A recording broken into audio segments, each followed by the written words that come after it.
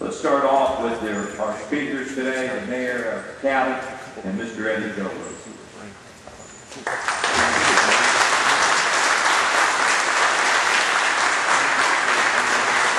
Thank you very much. First, I would like to say thank you for allowing me the opportunity to be here today. It's a great privilege to be associated with a group of wonderful Americans like you.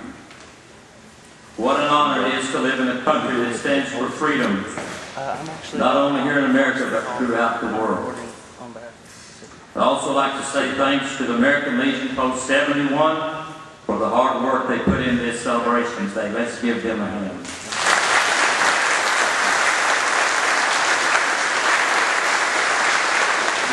I know for a fact it is still going on. Matter of fact, this lady here deserves, Colonel, give her a big hand.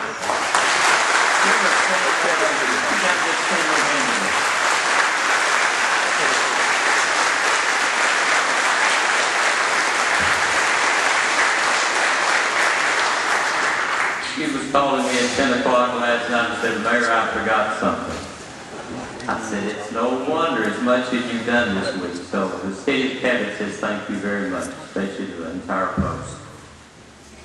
It's folks like you who defend our country, even when they did not receive the appreciation that they deserve. There's no way I can express my gratitude for the sacrifice each and one of you made for the cause of freedom for our country. I consider it an honor to stand in your presence. I'm going to say that again, and all America should. Consider it an honor to stand in your presence.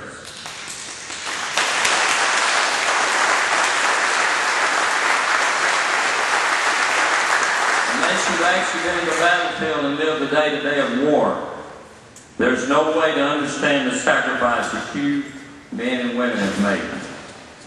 Your attitude of sacrifice for the freedom of our country is what makes our world a better place. And it's this attitude that our country was founded on. Our country was founded on that attitude. The same attitude permeated each of you when you chose to serve your country. We were all touched by the events that happened during the Vietnam War. I remember the summer day that I was just an 8-year-old boy, racing across the gravel in shorts and a t-shirt and no shoes. It was on a hot Friday afternoon in South Arkansas. My dad was arriving from work from Louisiana. He'd been there all week. He worked out of town. I remember it well. I raced up the car and I opened the door and I began to tell him that my cousin Sammy Ray had been killed in Vietnam. I remember my dad turning to the men riding with him. And he said, that's my nephew. He's been killed in Vietnam. I remember the long walk up the driveway with my dad with his suitcase in his hand and tears streaming down his face. To this day, I feel like it was yesterday that me and my family were in Star City, Arkansas celebrating his departure to Vietnam. I remember Sammy Ray that day looking at him. He was broad-shouldered, square-jawed, and handsome. And we wished him farewell as he headed off to war. We all gathered to see him off, and I remember it was kind of a fun day. I didn't understand all that was going on. But I now know that Sammy Ray had to be scared, knowing that he might not come home. Because the unique thing about his story is that Sammy Ray's dad, my Uncle Sam, was a POW in World War II after being captured by the Germans.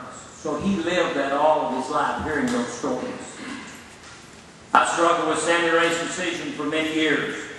He knew what his dad had gone through during his time as a POW, but he still desired to serve his country. And that's what makes America great. We continue to desire to serve our country.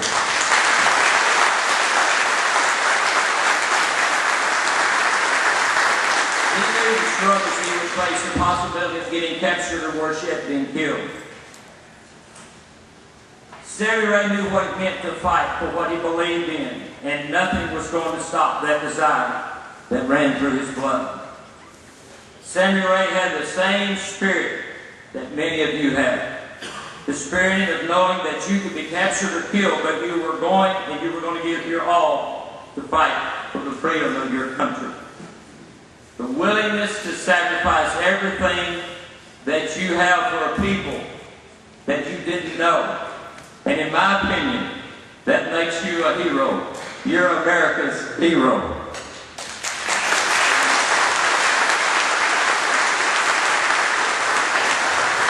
The reception Vietnam veterans received when they returned from home was led by people who were so misguided.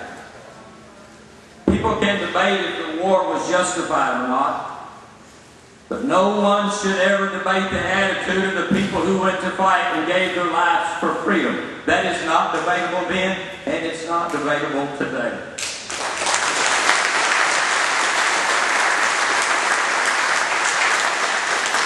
Someone who possesses a spirit that they're willing to give their life for people they don't know is really beyond description.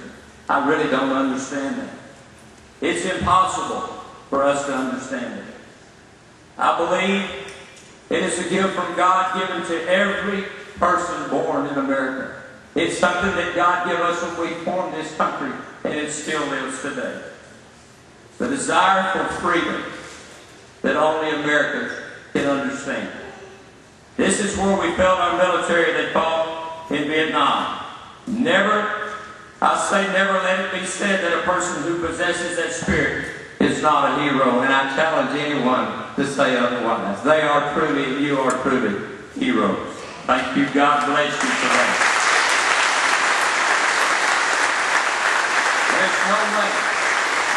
There is no other way for me to express how I feel other than to say that I would lay my life down for my family. Both you men and women are willing to lay your lives down for a perfect stranger. To you, these strangers are worth the same sacrifice as laying my life down for my family. You folks had a spirit like no other. A sense of pride. A sense of pride to protect and to serve, and yes, give your life for a country like no other. Veterans, you folks stepped up. I don't have the words to truly express how I feel this morning. I, in the city of Cabot, says thank you for your willingness and that spirit that lives in you that makes America a great place to call home. There's probably not a person here, including me, that wouldn't give their life for their family. But some of you gave your lives for all of our families. And the veterans here with us today had a spirit and the willingness to do the same. I salute the uniqueness in each of you that drove you to fight for the freedom of our country. Again, you are why I'm proud to be called an American. Thank you, and God bless.